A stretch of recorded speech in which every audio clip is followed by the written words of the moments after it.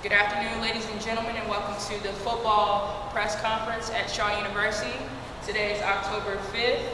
We'll now give the floor to Coach Jones and allow him to introduce his players for today's press conference. Good afternoon. To my left, we have Darron, quarterback, junior here at Shaw University. And to my right, we have Dominique, Hannibal, senior here at Shaw University. Any questions? Coach Jones, could you just elaborate on just a little bit about last weekend's game at Elizabeth City? I feel as though we played a really good game. I think we played one of the best games we've had all season. Offensively, we were in the game, but again, we had some turnovers that probably played a factor in us falling a little bit short. So can you just elaborate on the game last weekend? Well, I think we played a lot better. Offensively, we moved the ball around. We had the ball for over 33 minutes the whole game. They had the ball like 26 minutes. But the one thing you said was the turnovers. Turnovers are going to hurt us each and every time we step on the field. We only had 2, but those 2 were crucial. If we keep the ball and don't turn the ball over on those 2 crucial drives, instead of having the ball for 33 minutes, you probably had the ball for 38 minutes and possibly some points behind that. But we just got to take care of the ball, keep preaching to protect the ball, and make sure that we score as much as we can. Coach Jones, what will it take for your team to make it to the next level as you? Next level as far as winning, we just got to keep grinding, got to keep working hard, trying to make sure that we dot our I's and cross our T's, eliminate the mistakes. And I think yesterday was one of our best practices we had this year.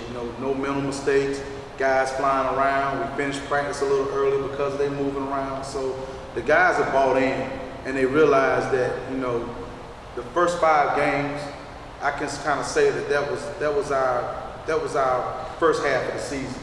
Now this is the second half of the season. This is the division. We win all these games in the division. We go to the CIAA championship, and they got to realize that we're going to treat each and every game now as a playoff game. One and you're done. Coach, it seems like the third quarter has been on weak point all season. It's like it got us again Saturday. Is it something you put your finger on, or is it mental breakdowns? Is it just, what it is here?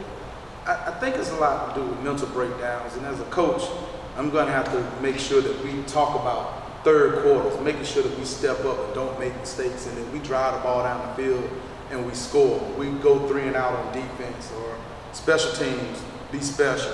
Just got to continue to speak that. But third quarter has definitely been our crutch, and we got to figure out a way to get out of that rut. This question is for the players. Obviously, being 0-5 is not what you guys hope for, but can you just talk about the mentality of the team right now? What's the morale of the team? How are you guys' spirits right now? I feel as a team, as a spirit,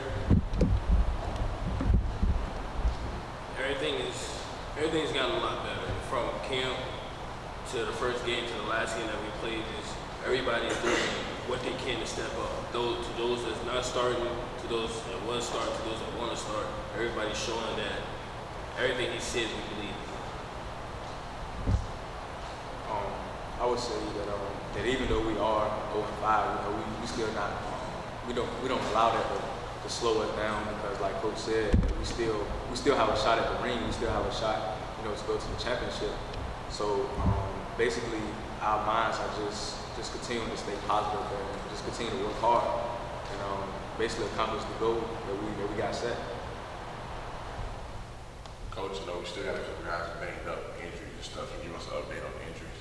Well, we got pretty much Bruce Parker will be back this week. Adrian Jones will be back this week.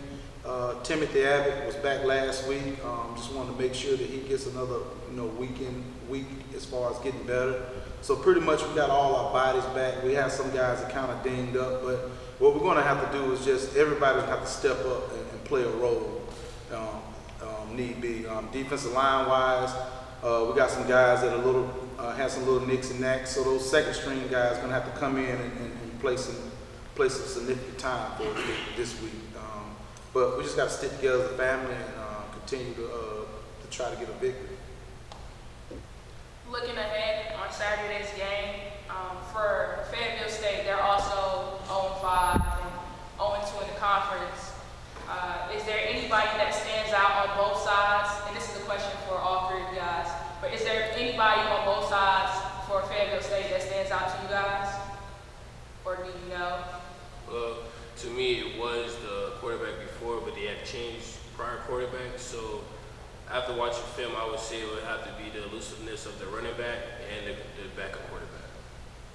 I would say really number one, the corner. He seems like a ball player, but other than that. I think defensively, they're pretty good defense. They try to disguise their coverages and stuff. So as a quarterback and receivers, we gotta know what they're doing. And like Hannibal said, the quarterback is pretty elusive, so we got to make sure we contain him. It's a battle of the overs, so I think that it's gonna be a battle. These guys want to win a game, we want to win a game, and it's gonna be who plays the best and who eliminates the mistakes that's gonna come out with a win. Does the threat of Hurricane Matthew affect your preparation for Saturday? No, we're going to keep doing what we do. We've heard that it's a possibility that we might move the game up an hour on Saturday. If that doesn't happen, it's a possibility that we end up playing at 2 o'clock on Sunday. So we're going to continue to prepare the way we prepare each and every week. If it's on Sunday, that just gives us an extra day of preparation. So we just want to continue to stay the course and do what we do each and every week. Coach, I know like myself, I'm a statistical type of person. Looking at the stats, it looks like we're kind of below the conference in running yards.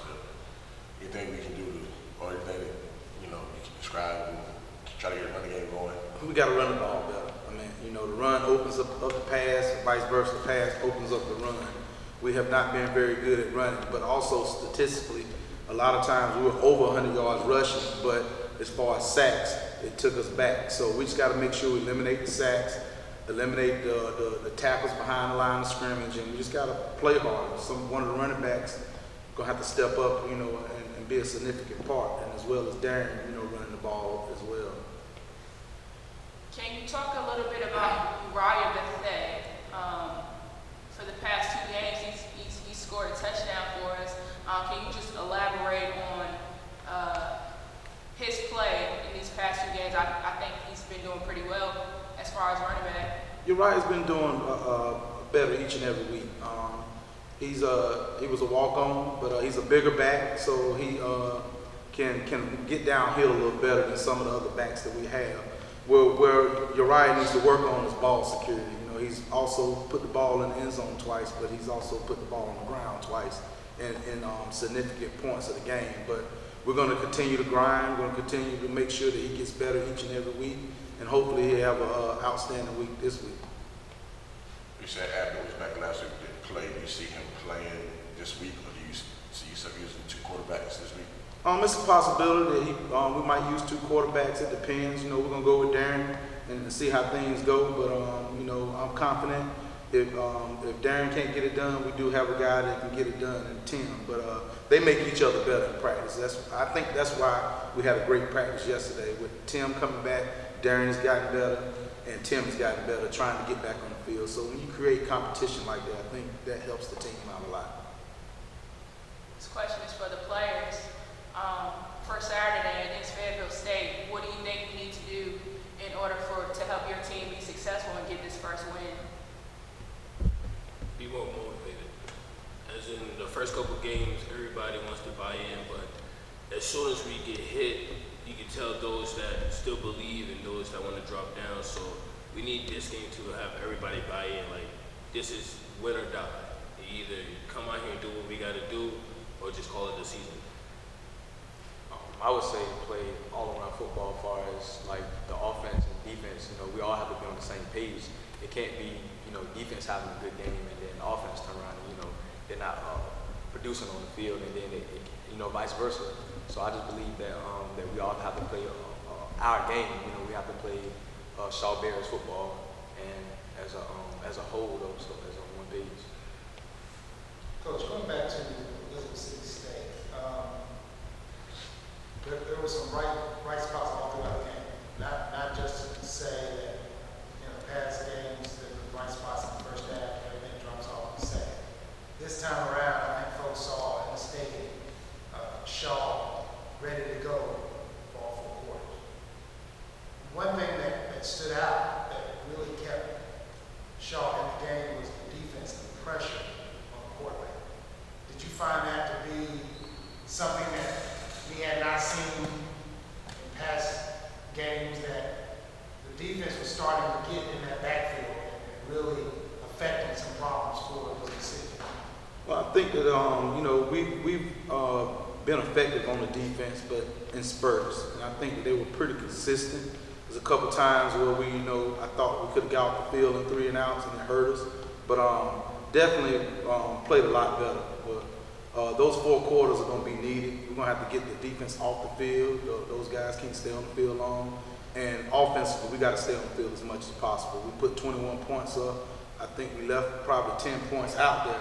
And we can't constantly do that. We need to score points as much as possible. So if the defense is not stepping up, possibly we can just outscore some people. But like Darron said, we got to come together as a whole unit: defense, offense, special teams, and try to get this win. It's much needed. What do you say about Darron's performance? Once he was able, there was a couple of, we noticed the other game, it looked like design plays where Darron would run around the ends, and it seemed to really confuse Elizabeth City State. The next down, the Bears were able to do what they wanted to do. Is that something that it was already planned? That's one of the attributes of having Darron back there, that he's able to find those spots. Well, with Darron, he's a run threat. You got a quarterback that can throw and can run, and he's one of the fastest guys on the team. So we want to get him out in space. And when you got a quarterback that can run and pass, that's dangerous.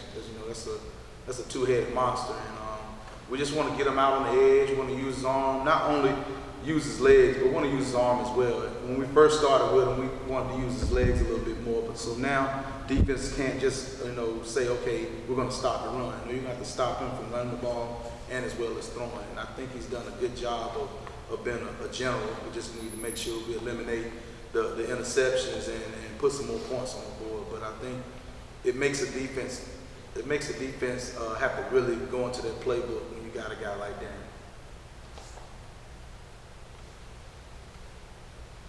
Any more questions? Well, that will conclude our football press conference for today. Thank you, Coach Jones. Thank you, Hannibal. Thank you, Downing. And good luck to you guys on Saturday. Thanks a lot. Thank you.